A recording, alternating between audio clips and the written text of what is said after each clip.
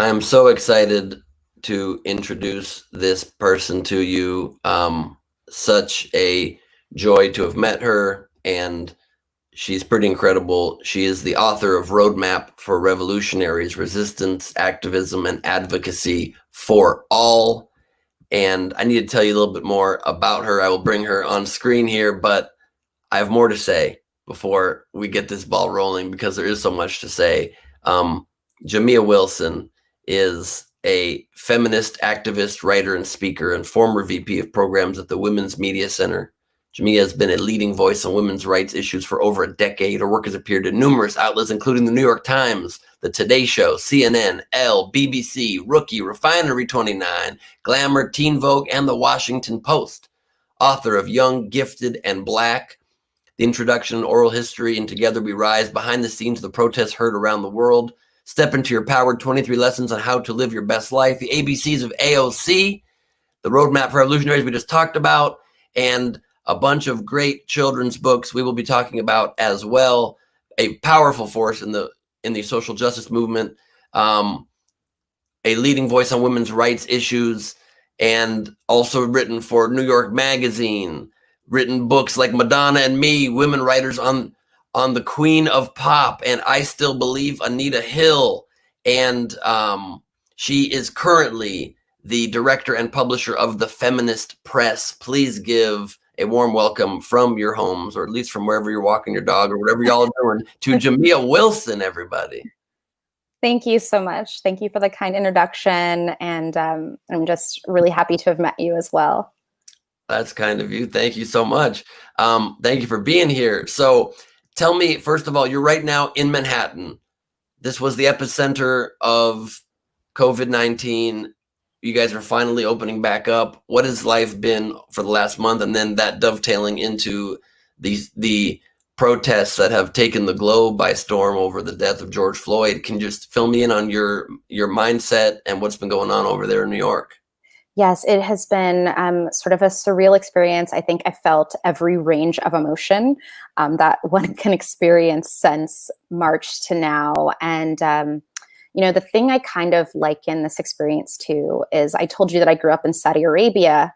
And during the Gulf War, I was a child, and we left to go back to America I think a little over 24 hours before there was going to be some missiles that were being sent to where we lived.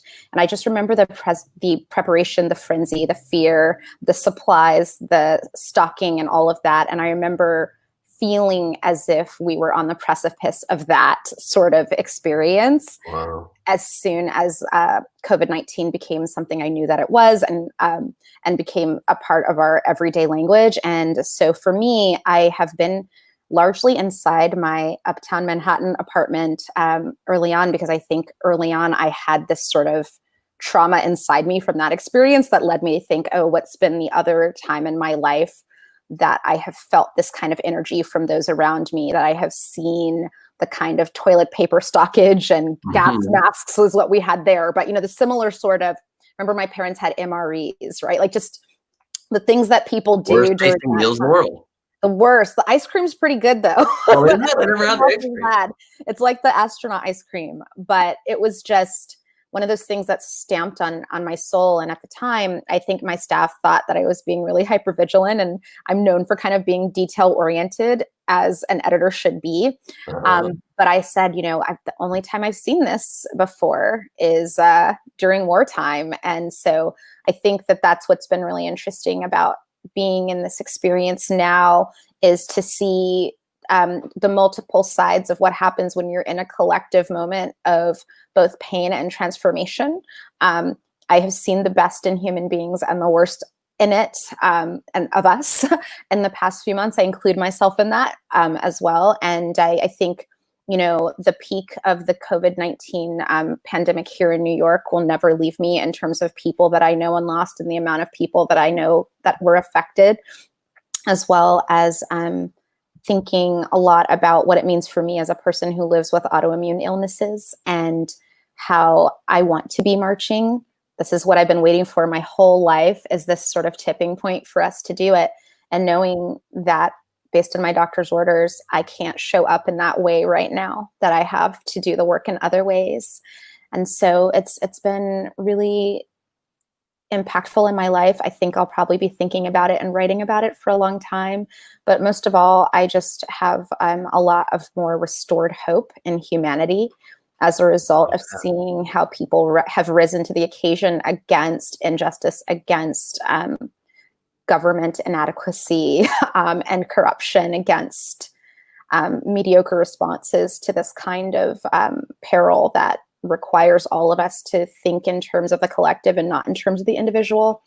So I just think that in many ways, this has been a really informative moment for me and many others. And I decided to stay in New York for a reason, and not to kind of set myself or anyone else up as a martyr, but because my partner and I just feel such solidarity with the people in our neighborhood, and want to be a part of rebuilding also.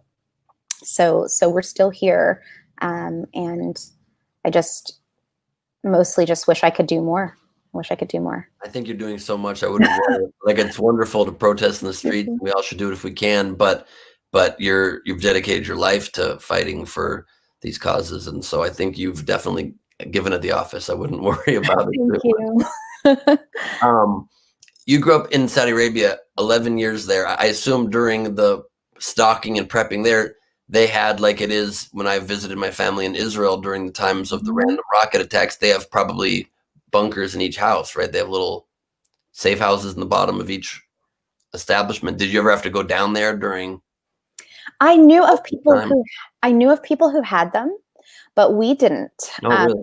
And I lived in an apartment building for expats. And I think I talk about this a lot with the group of people that I went to school with when I was there, about the time in which we were in Saudi Arabia, which looks very different than what there is now, and how the level of heightened security, it was starting then, pre 9/11. But, there would be things like, when we would come home in the compound I lived in, they would check under the car and in the trunk and look for things.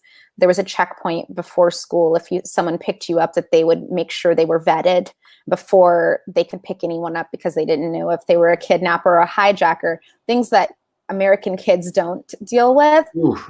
But only the folks I knew who kind of lived in military compounds and things like that had that sort of apparatus set up. And from what I'm hearing now, the security is more than what it is I experienced. But I do think that growing up in the context of having armed guards outside of the compound I lived in did kind of, in a sad way, prepare me for what we continue to see changing at TSA and things like that. But I feel that what I had pales in comparison to what I know people are experiencing now from what I've heard. And it sounds more like what you've grown up with as well.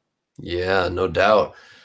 So during these times in history of unrest and of unease, which obviously I don't think we go very often long stretches without some bit of that popping up, what do you do to stay grounded, to stay sane? How do you keep your head about you to be able to even translate that into writing that can maybe help others?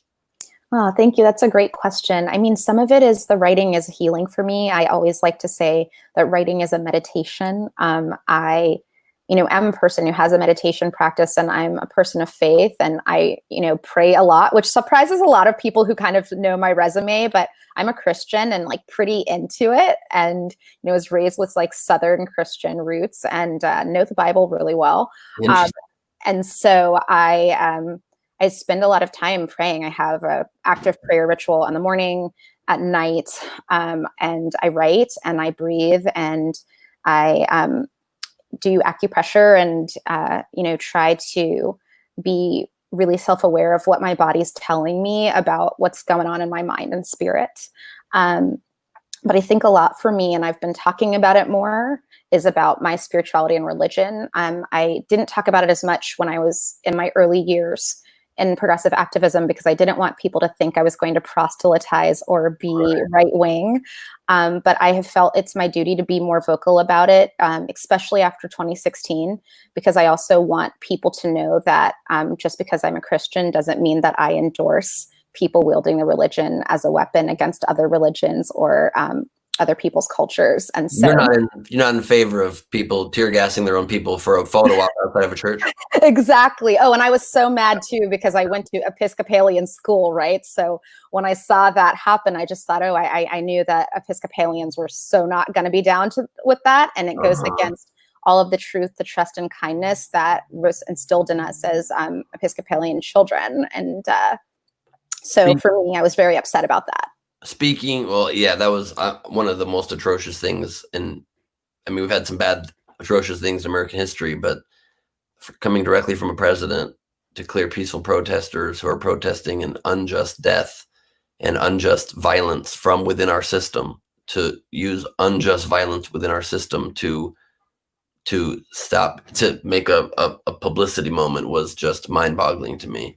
So it was awful. I mean, that day I remember I tweeted something like, there's nothing Christ-like about this behavior, and just started listing the actual characteristics of what our religion teaches about walking in the way of Christ and as Christ lived. And that's about humility, caring for the sick, feeding the poor, doing what is right for the most vulnerable of us to make a world for everyone. And so none of that, the pridefulness, and the violence, none of it has anything to do with the love that I was taught about. How can we as a society fight against the opportunistic manipulation of what religion teaches that the right has co-opted into keeping so many groups down and into excusing behavior that marginalizes people, that discriminates against people? That's such a good question. I feel that what we need to do is come together. I think the majority of people are people who are open-minded. They want for their fellow siblings in life to be able to worship freely and peacefully and safely, and they want freedom. The values we all have, even if we have different approaches for how we want to get there, are usually about the same things. We want safety, we want protection, we want community, and we want to be able to pursue our goals and our happiness, and to heal and to grow. And I think that it's useful politically for people to use something like religion as a tool in order to control, manipulate, and stoke fear.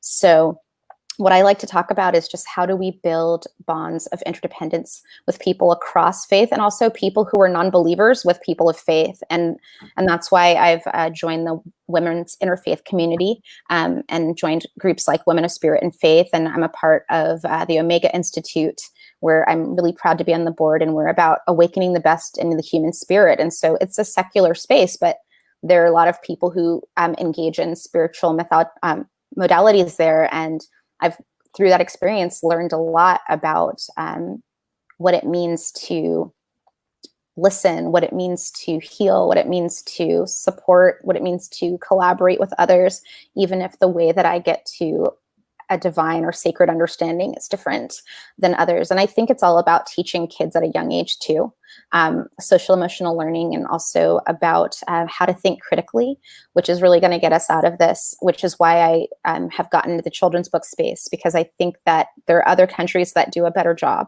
of teaching kids how to think critically. The French teach kids how to debate really early in school. And that's what I want to see here, and to say, hey, as adults, we don't have the answers. Clearly, we haven't figured it out, because heads of state are tear gassing people for photo ops, because people are being lynched on the streets in 2020.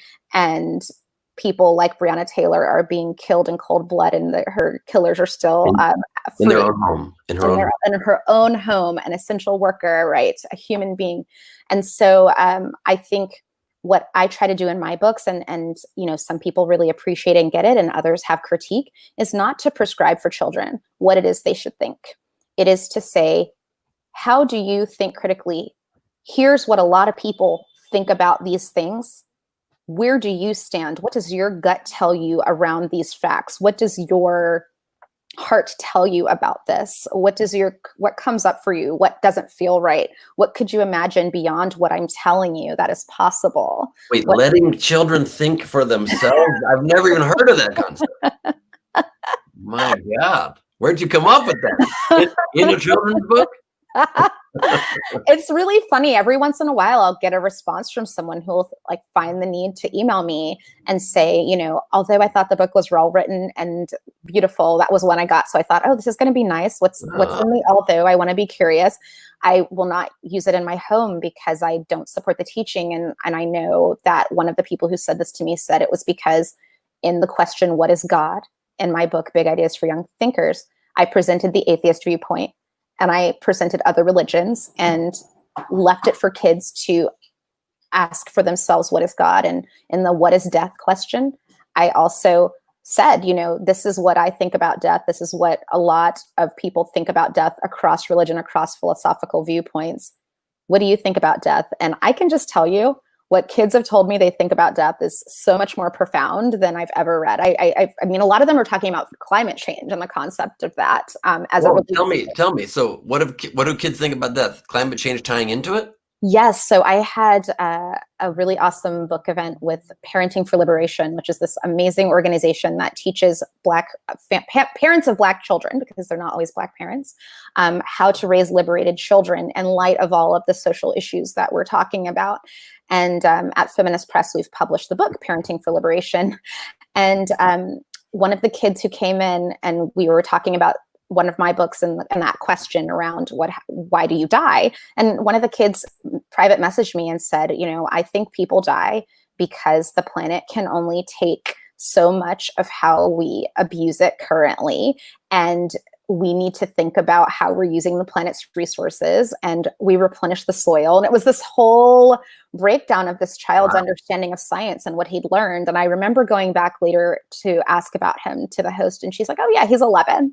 And I remember just thinking, this kid is brilliant because he's already kind of connecting the dots of all that he knows and exploring what it means to him. So I'm a real strong proponent of this. And I think that part of why I do what I do is that my parents always trusted my intellect.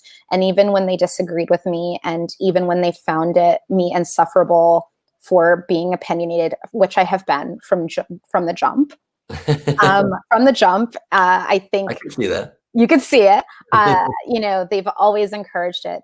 My dad says it all the time. He said, you know, he's like, it used to get on my nerves, but I love it that like, there's just like an inherent part of you that will not allow anyone to treat you unjustly. Like you will bite back and it's not what people see when they see you. Cause I'm like little, like not super little, but little, that he said, it's just funny because people think they can try it and then they have no idea.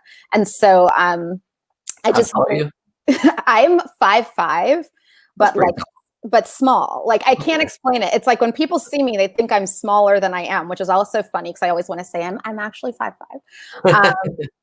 And so I think it's been interesting for me because I think I identify a lot with that experience a lot of kids have around people looking at me and underestimating me or thinking that I don't know things I know. And so I write to their intellect and I write to the highest point that I think a child of a specific age group can understand for a reason with intention. I love that. So how do you know if something's going to be over a kid's head? Do you have kids yourself, or you're just going back and remembering? So I don't have kids yet, but I'm around a lot of kids and I love kids. I'm an auntie and a godmother. And I think my inner child comes in a lot because I always say that I write the books that I wish had been written for me, like the curiosity that I've had. I write the book that doesn't exist to fill the gap. But I think that the kids who ask me questions often will impact the book. So just things I will overhear them ask about, you know, kids who would tell me at different events I'd go to that they didn't see enough women who looked like them. One of my friends is a white woman with Black daughters and a single mom. And she was saying that her daughter just wanted to come to my events mainly because in their town, she wasn't used to seeing someone who looked like her as a role model. And so that was in Nevada. And part of that led me to think, oh, you know, these Black kids need to be able to have books where they see themselves, but white kids and kids of other backgrounds also need to have these books to see people who they're not seeing in diverse ways and non-monolithic ways in the media. They need to be able to see us as multidimensional human beings with many different stories, many different opinions, many different experiences. So I tend to lean into that when I write, just like what is missing and what did I need that I didn't have? And it's a form of therapy. I love that. I want to get Young, Gifted, and Black for my two white nephews. I feel like it would be a wonderful book for any kid to read. Oh my gosh, please let me know. We can sign them for them. And also, I would love to know who they love the most, because I have a philosophy. I feel like every boy child that gets the book has two favorites. It's never diverged from this. So I would love, no, it's three favorites. I'd love to know who their favorites are. Usain Bolt and Muhammad Ali. And then a lot love Matthew Henson, the explorer, which I really enjoy. That's cool. So tell us a little bit about Young, Gifted, and Black for those who might be interested in getting a copy. Yes, so it is a book that has 52 luminaries from around the world talking about a celebration of what the skills were that these heroes had as young people that led them to make a change in the world across genre. So we have sports, we have art, we have political activism, we have music, and we've spanned throughout history from the 1700s to now, and every continent is represented, including Antarctica with Matthew Henson. And part of it was a response to the fact that so many of the few books in publishing that focus on Black history for kids are books that don't speak much about the whole diaspora outside of the US borders. And we know that there are amazing people of color and Black folks around the world. And so I had a little controversy about the fact that I also included people who self-identify as Blacks, like Kathy Freeman, who's an Indigenous Australian, who is not technically of African descent, but she identifies with Black, the political and cultural identity. And part of that was to also really illustrate that Blackness, yes, it's associated with the shared experience of people who have been highly melanated or of various spectrums of melanin throughout history, but it doesn't have to do with skin color and complexion. It's about politics. It's about culture. It's about a shared history and origin. Right. So that was really important to me. And, there were some people who really had issues with me having some people who are also of mixed race in the book as well. But every person who was featured are people who self-identify as Black. And it's been a really interesting journey to kind of see also how the reclamation of, what Black means, especially in some countries where the word Black isn't used as a political identity, where it's seen as a pejorative, has been really powerful because it's available in several different languages. That's pretty amazing. I am a little upset that you overlooked me for the book, even though I'm not at all Black, so I identify that way, not gifted or young. I'm still hurt and whatever. If you want to apologize, it's fine. If not, we can move on. Hey, I was going to say, one of the things that this book showed me is that we all need these books. So my friend Arabelle did, under the same imprint, the Queer Heroes book, which is amazing. And so I feel like we need all of these books, because a lot of the emails I get are from kids of many different backgrounds. And a lot of them are saying, I love this book. And I also want one that's like young, gifted, and half Jewish and Asian. And so I always invite them to start working on it too, right? Saying that like, it isn't just about me writing these books. I want you to write it as well. Along those exact lines, Jan Johnson asks, do you have a book for white children to understand the plight of Black children? Ooh, that's a good question. So I would say, I think Young, Gifted, and Black is a good resource for that, because in each story, I talk about the challenges and adversities that these amazing heroes experienced, and also the triumphs. So it's a great accessible way to talk to kids about saying, oh, did you know that Maya Angelou was selectively mute at a young age because she was a survivor of child abuse? Wow. And we talk about it in accessible language because it was child sexual abuse, but in a way too to kind of not sugarcoat for kids, or to talk about Toni Morrison's experiences growing up and other people in the book. So that's one. I would also say there's a book called Something Happened in Our Town, that I really love, that has come out and I think is really relevant to this moment, because it talks about police violence in a town and all of it. Something Happened in Our Town. Uh-huh. And it talks about how kids are internalizing a moment like this and how everyone's thinking about what it means to have racialized violence in an accessible way for kids. And I also think, there's buying kids books that show the full spectrum of Black life is really important. So not just books that show the trauma, but books that also will show Black kids just enjoying life and showing their full humanity in that way. And my friend Jashonda Saunders has a book called I Can Write the World. And I really, really love that book because it's a book about writing, and it celebrates a Black protagonist who loves to write. So I think there are many different books that can do great things. And what I find is that children really get it. Most of the time, they're just kind of like, why have adults not figured out that racism makes no sense? Yeah, I don't understand that either. I'll never understand it. I hope we can figure it out soon. And speaking directly of that, and you brought up police violence, can you just tell me a little bit about where your head is at in this moment, with these now going on 2 weeks or just past 2 weeks of protests about the public lynching, the murder of George Floyd, and where you see us going, what change you think may or may not come from this? Yeah, I've felt so much in the past few weeks. And, I think I was talking about just the statement of I can't breathe, right? And how I felt it with Eric Garner. And just every time it happens, it's like a re-trauma of feeling like I can't breathe, right? Also. And so to see all this happen, I've gone through a sadness about how this is what it took. This is what it took for some people to wake up, and some still have chosen to turn their heads away. And the pandemic on top of it that made us focus on it. Exactly.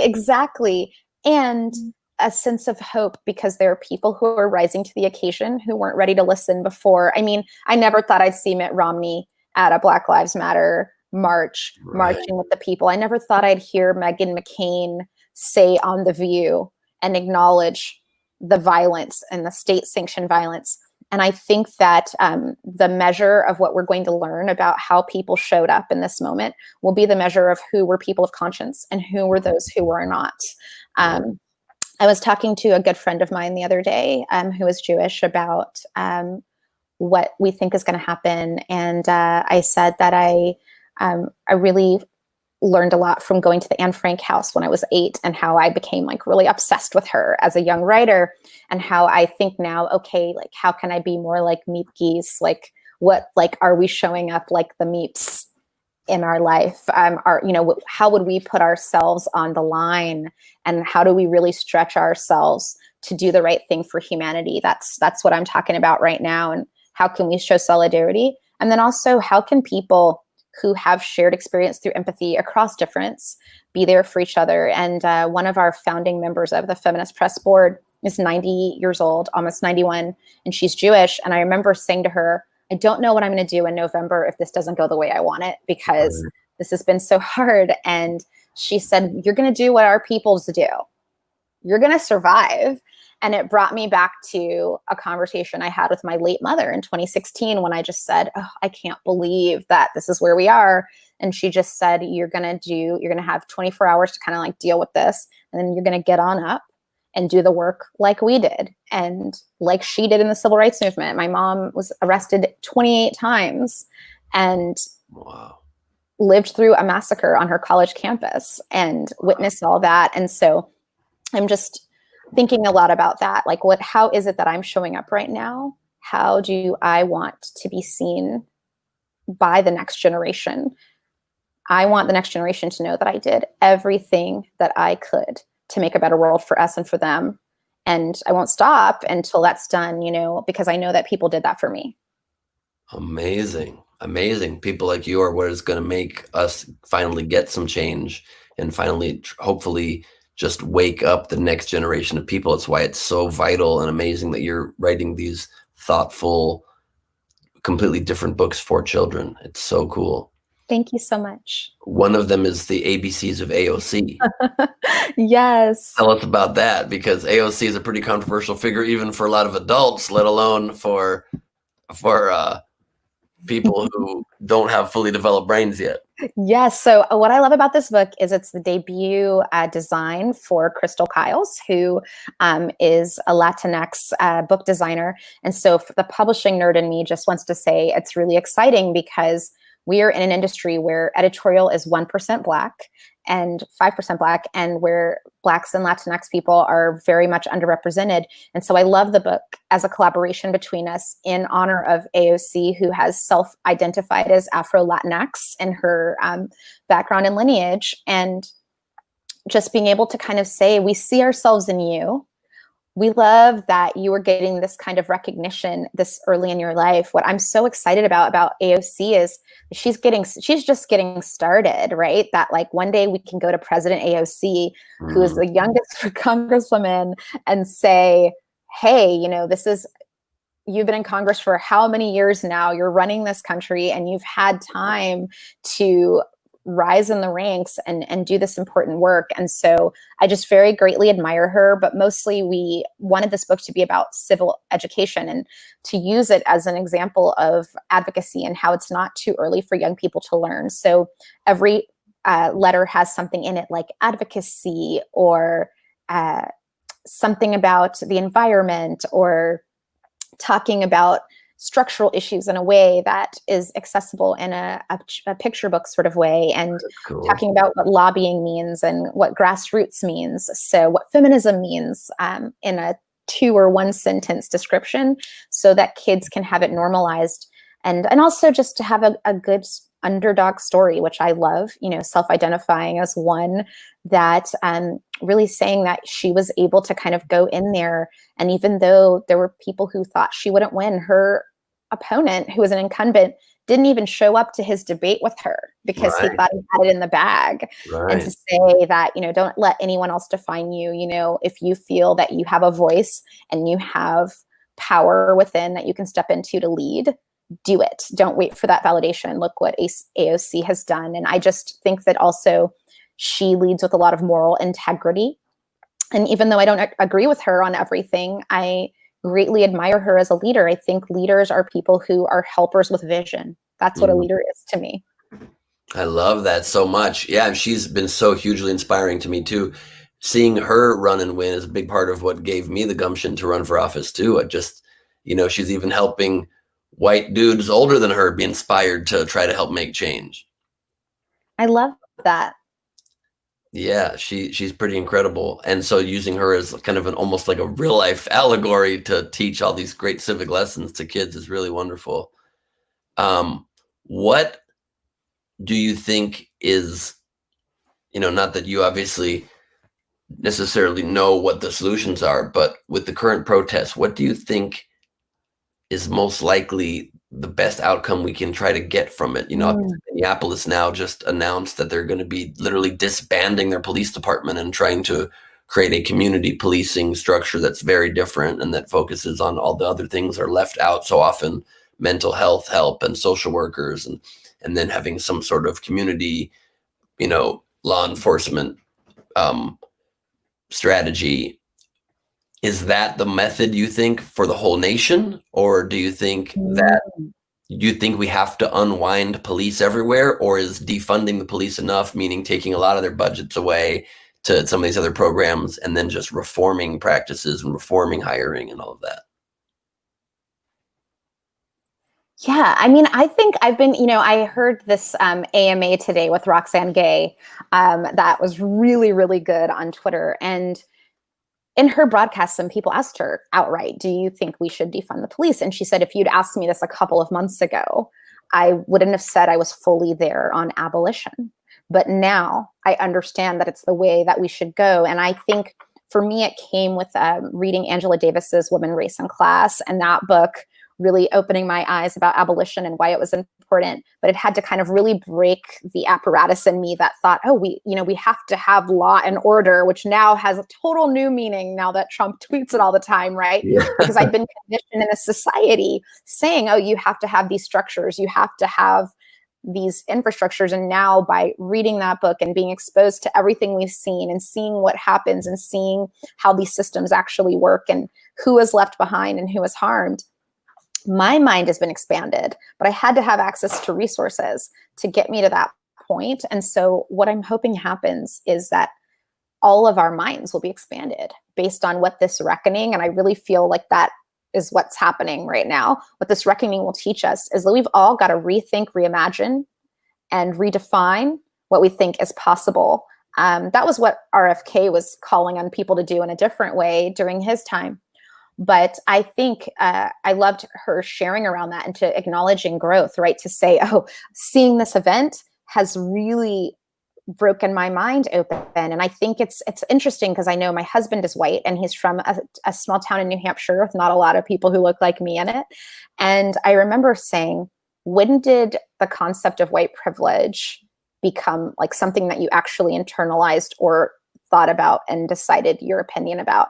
And he said, oh, I remember exactly because I watched this documentary at this time in high school that shifted my thinking about it. And I remember thinking that's really funny because for me, it's something I learned the first time someone called me an N-word on the playground and I got in trouble for my reaction to it, right?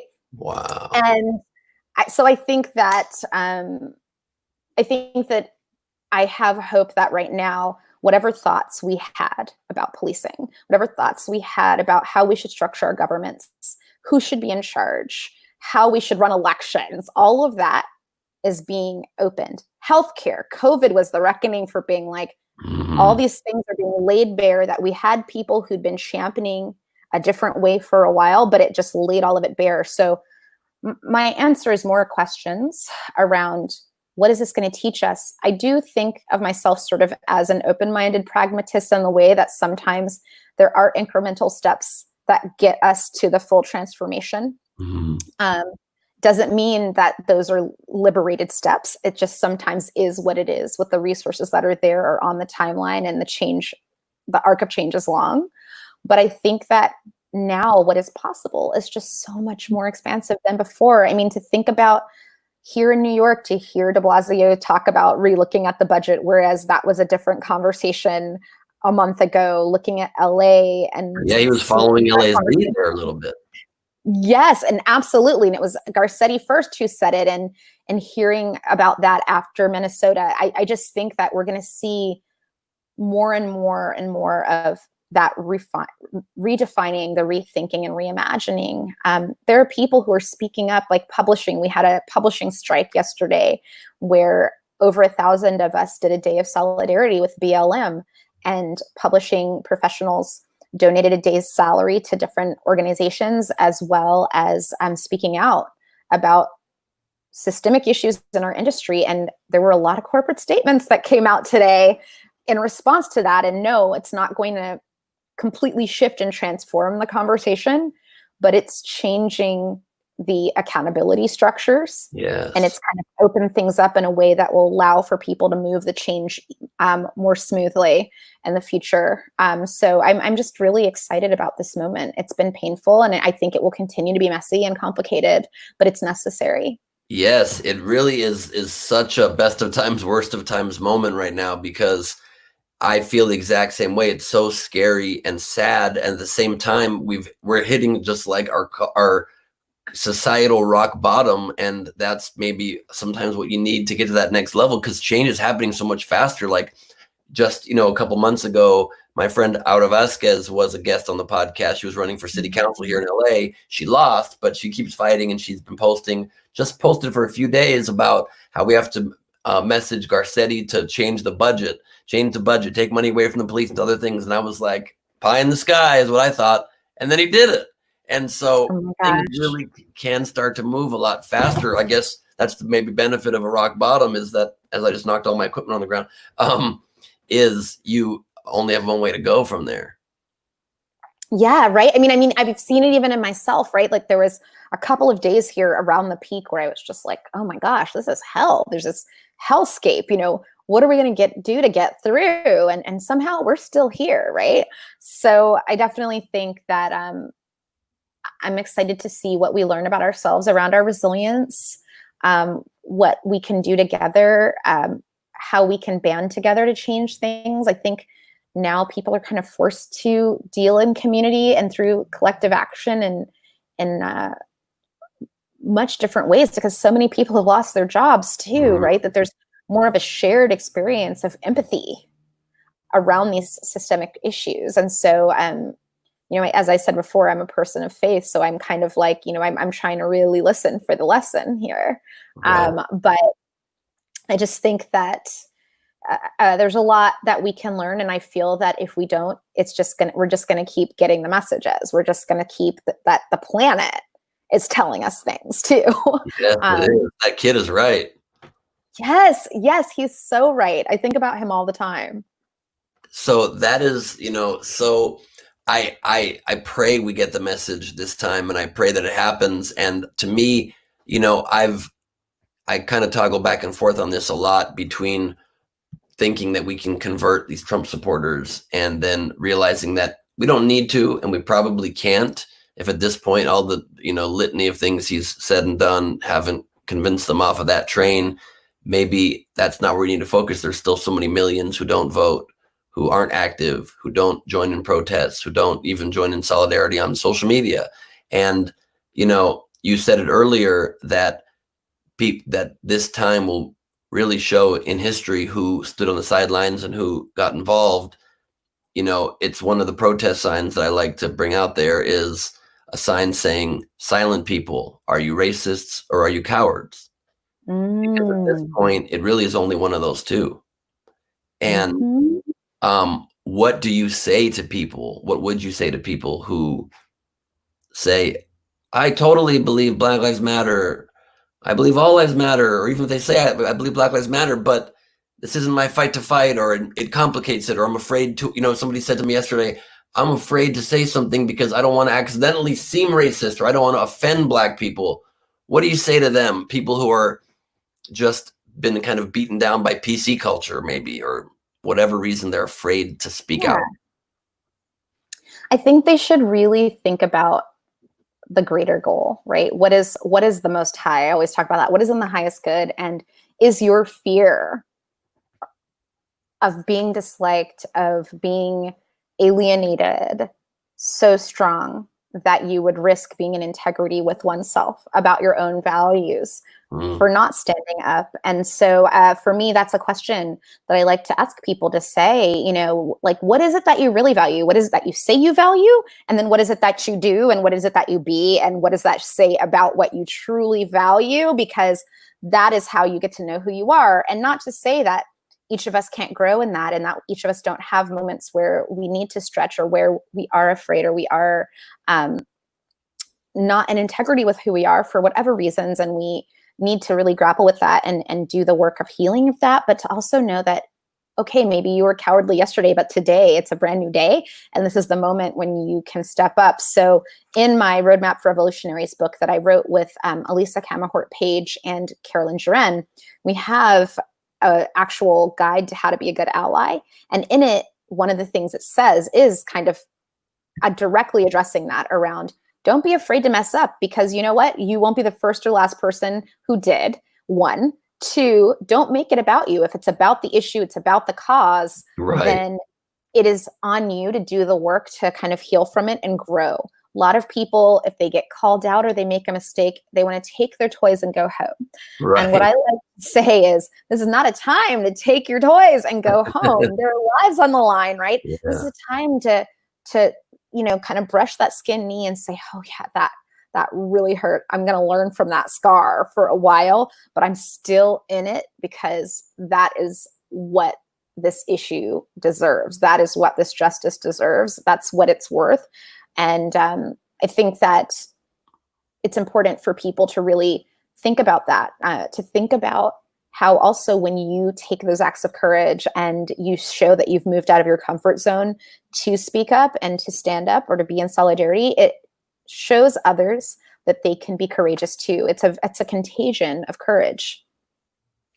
Wow, I love that phrase. We've had enough contagions of the other kind recently. So yes. That's beautiful. Yeah, it's you.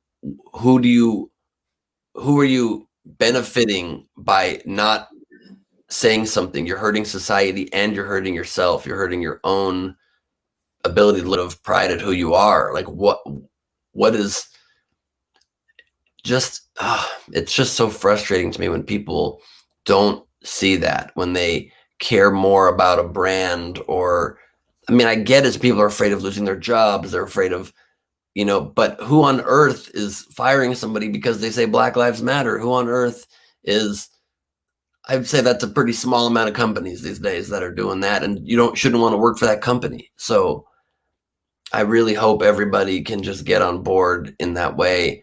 What's one of your favorite tips from Roadmap for Revolutionaries to inspire people along that road? So one of the things we talk about is to do your homework. So I think, that's really important. I think sometimes people get so overwhelmed by the feeling like they need to make a big gesture, right?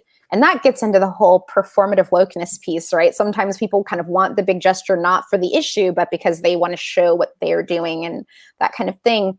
And what we invite people to do in the book is to really think about, okay, how can you learn about the work that has already been done and support it? How can you donate, volunteer, amplify, and support the people who've already done this work and who are closest to the issue, and then ask them how you can most be of help, rather than what we see sometimes, which is that people will try to reinvent the wheel by deciding that they've discovered something, or Columbusing it, like that phrase was there, and feeling like, oh, now that I have found out about this issue, I'm going to kind of appropriate it and make it my own. So the doing your homework is really important. Kind of use this as an opportunity to be creative, to be curious, and to think about what is the best way I can use my resources, my strength, my abundance to support. Because I haven't been able to be out in the marches except for, socially distanced away from things, I have been donating to organizations that help support Black women's political power, like Higher Heights for America. I have been buying from Black-owned bookstores. I have been amplifying different social media memes that people who are doing the on-the-ground work want amplified, and helping them get those messages out there. And I think that there's just so many ways. One thing that a lot of people have said is, too, if you can, support bail funds, Venmo some of your friends who are going to march so that they will be able to get bail if needed. All of those things add up. We need all of it. And I think often people think there's only one way, and in fact, there are a variety of ways, and we need the people who are standing up. I mean, some of the greatest activists that I look up to are librarians.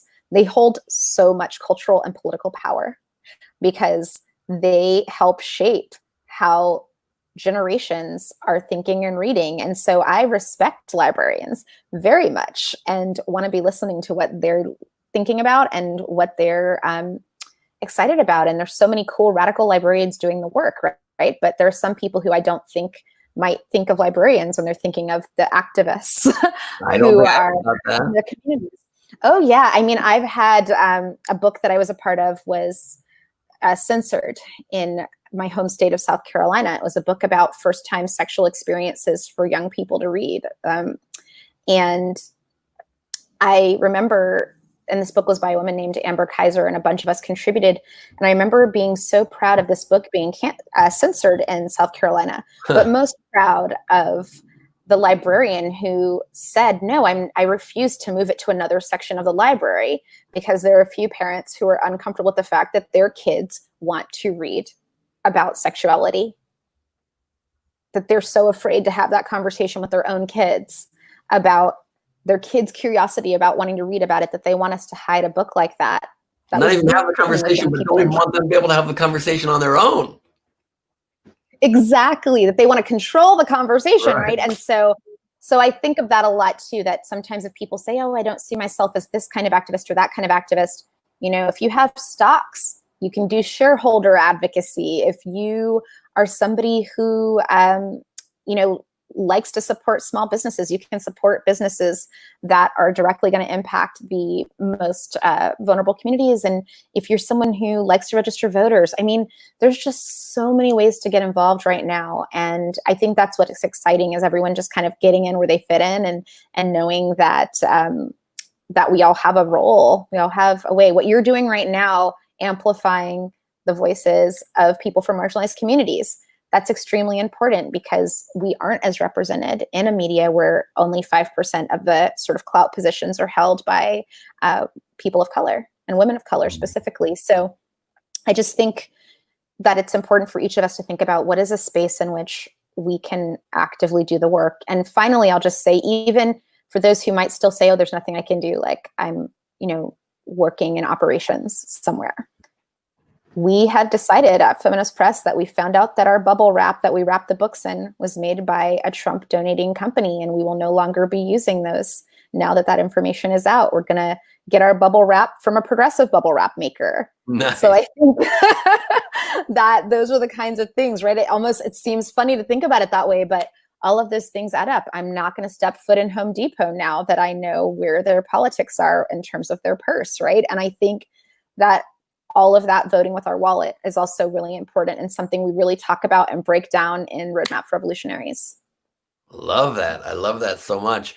I just have, I guess, two more questions for you. One is, where do you get the fight, and how do you? What would you tell people that feel like they're just too stuck in enjoying the laziness or the ease of their life? Yeah, it's so funny. Sometimes I'm like, oh my gosh, maybe I want a little less of it. It's like, so how I'm wired, I'm a deep empath. I'm a feeling person. And so, like if someone's mad at me, I can feel it from like over across the room or, any of that. Like I feel and I see. And for a long time, I thought that was a bad thing. And it has had its consequences, but I've really realized it's kind of like a superpower spidey sense, because I can really connect with people, or even sometimes if I'm struggling in a relationship, I can really see the barrier to connection that I have with that person and kind of say, oh, like this is how we're going to build. And so for me, I think it's about like finding how the fight manifests in you, right? There's some people for whom are not like me, where it's like, oh, you feel like everything and like in any moment, but that you find yourself waking up every day thinking about the thing that you want to create the solution to. That's the same thing. You just might have it in a different way. For me, I really just strongly believe in this idea that you're supposed to leave the world better than you found it. When you go on your next adventure, when we transition out of here into the galaxy, I want to be able to know that I did what I could to make it better. And I think that's where I get the fight from mostly, is just kind of like inherently doing that, and inherently knowing that in a world where there's no justice, in a world where there's no equality, there is no balance. And so that's something where I have the fight that I have mentioned before. I have autoimmune, right? I have been able to be lucky to get the care I need. So I'm lucky that my body kind of tells me when something's off, when something's toxic, when something's dysfunctional, and I have to course correct to get it back on track. That's where I get the fight from, because I inherently know through my mind, body, spirit, like, oh, if something's off, then I can't flourish. I can't grow. I can't be resilient. I can't show up. So I want people to really pay attention to that and be tuned in, like think about, maybe if you're turning a blind eye, what is it that's bothering you? If you watched a video, if you saw a headline that made you turn away, were you afraid of that feeling in your gut? Were you afraid of that pain in your back? Did you feel it in your throat? If you felt it in your throat, maybe you're afraid to speak. Like really dig into that and write it down. Our minds have the same intuition as our health body.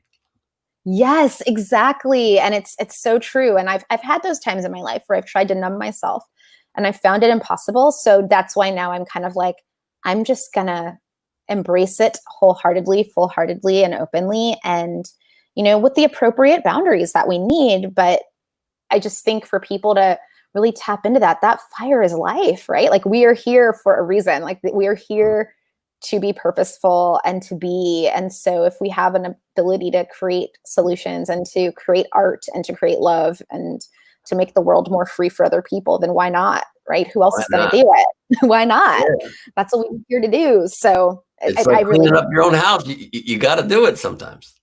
Oh my gosh. I always want to say that to people too about that, like the cleaning the house. I love that because I, find catharsis in doing that. And I always kind of want to say, like, you've got to tend to your own garden. Like, Yeah. this is tending to the garden is standing for other people who are also struggling, right? When I see other people in distress and pain, like that's my pain, like their wound is mine.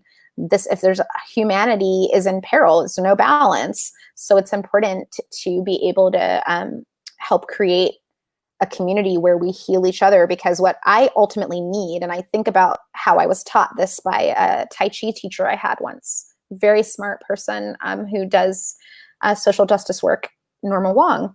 And she kind of talked about how, we all need to be able to be fortified because of this long arc around the justice that we're seeking. So we need to be able to also have this opportunity to, if I need to step out for a moment to heal myself, I can know and trust that you're going to step in. Like Ben's going to be there and like be able to hold it down. And then when Ben kind of needs to pull back and has to deal with what's going on in his life, he's going to know that Jamia is there and that I'm going to have your back. And that's what it's all about. So I think it's just really important for us to tune into it. But I know it's scary because it goes so against what we've all been taught culturally and in our schools, et cetera. We've been taught to think about ourselves, and we've been taught. Stay in a box. Don't expand what you do, what you risk, what you think. Just stay in line, because it's not built to expand ourselves. It's built to groom ourselves for a certain thing that society wants us to be.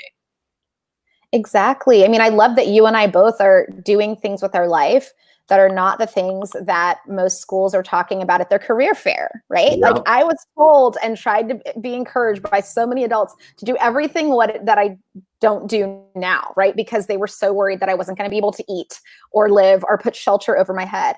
My husband's a jazz musician who has a degree in biochemistry because the adults in his life were like, you got to get this other degree in case that jazz doesn't work out, right? But somehow we are living our lives, doing our thing, creating art and doing social justice work, right? So I just think it's important to say that too, that there's so much unlearning we have to do in addition to the learning.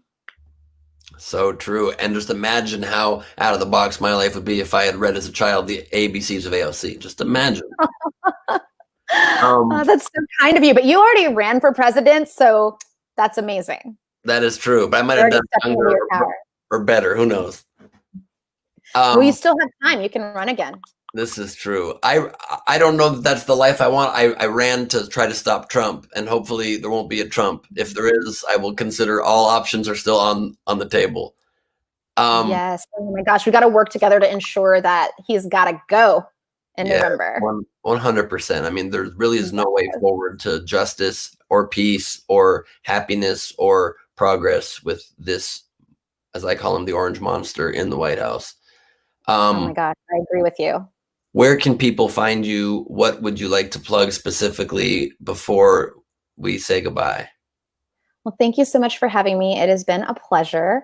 You can find me at jamiawilson.org, or you can find me on Instagram at Jamia A. Wilson, or Twitter at Jamia W. And, I think what I'd love for you to do is if you have people who are readers in your life, and I think it's so important to read. I feel like if we made America read again, we wouldn't be where we are right now. To support independent booksellers, to support the feminist press, buy our books, buy books from me. I have a bookshop.org page on my website that links to all the books I've written or contributed to, and all of that money goes back into independent bookstores.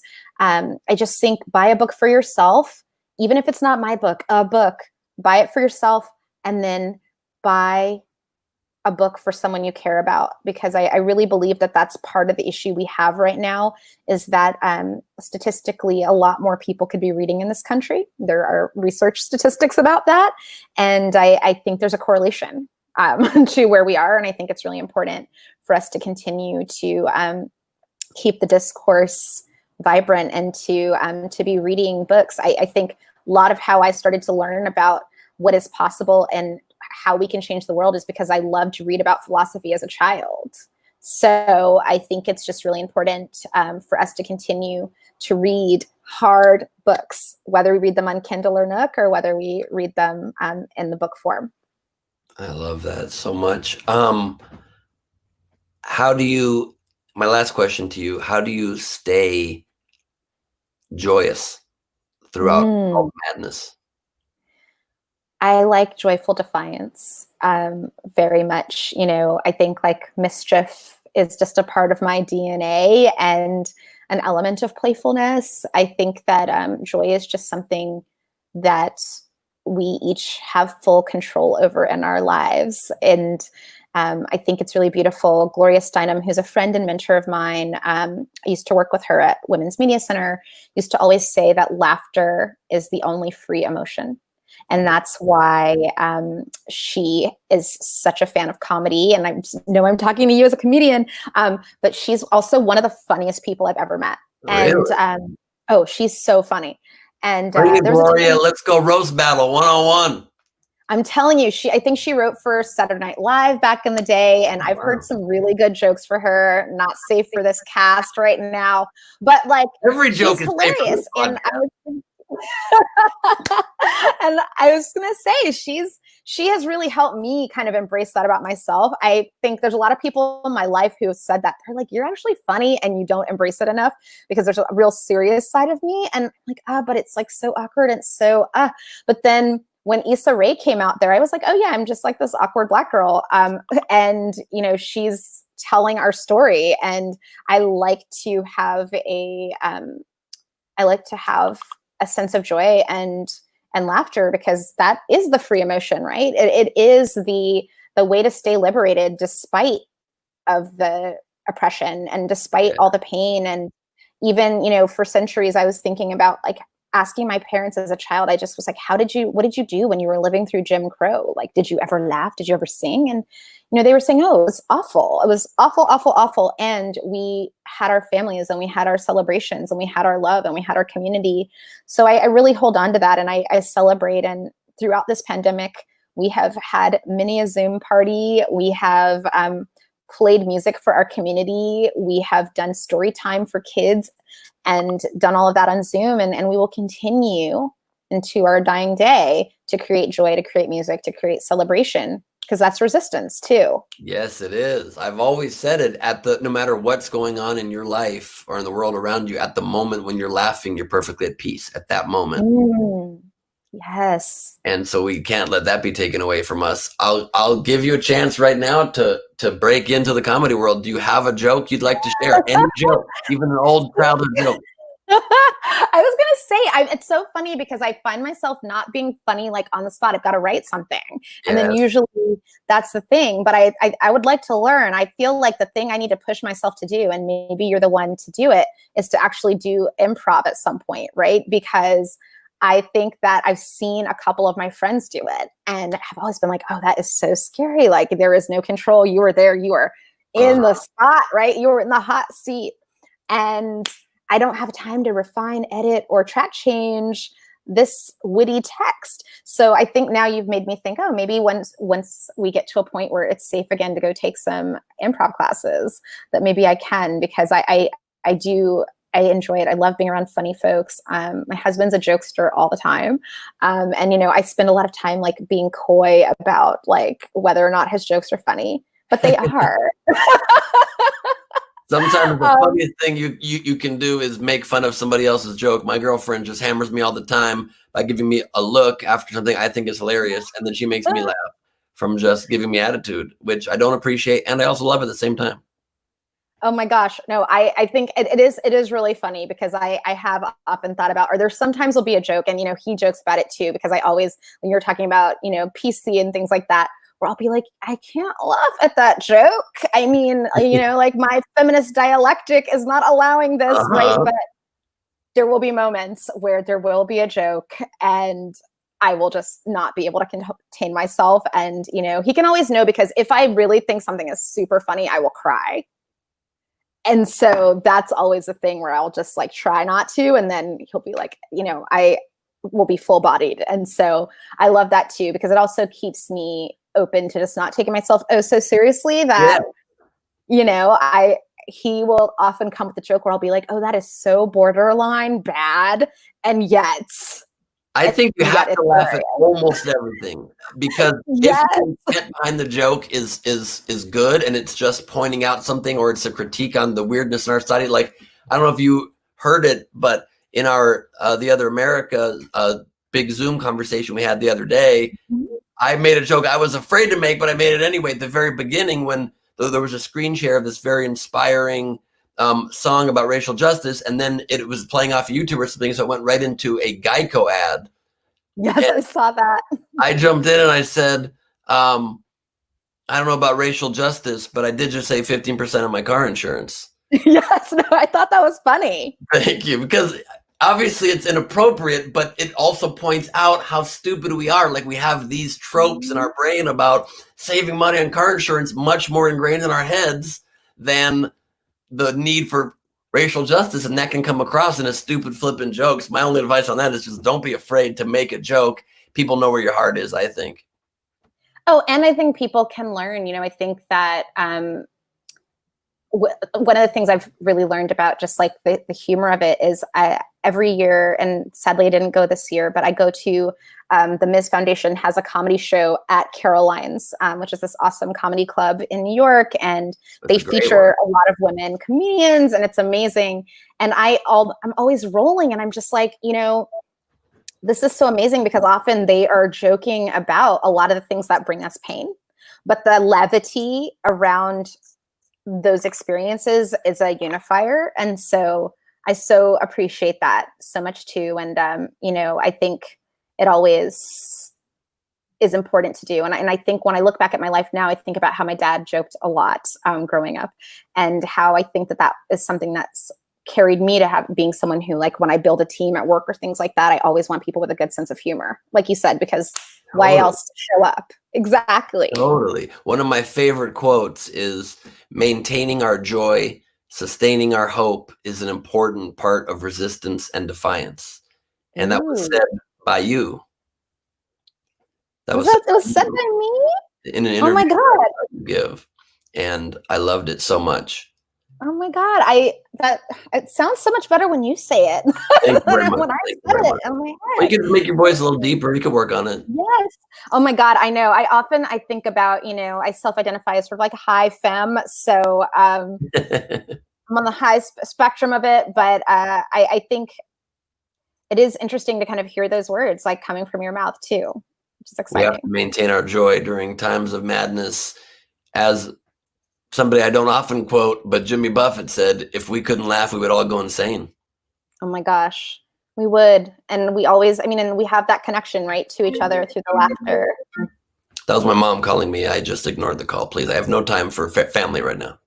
Gotta talk to mama. Of course, I'm going to call her back. And we are out of time anyway. I know I have to let you go. Thank you so very much for being with me, Jamia. Thank you so much for having me. Thank you for everything that you do. Absolutely. Same to you, and to all of you that have been here listening. Thank you. Let's keep fighting the good fight. Let's not forget that Black Lives Matter. And until next week, this has been Last Week on Earth.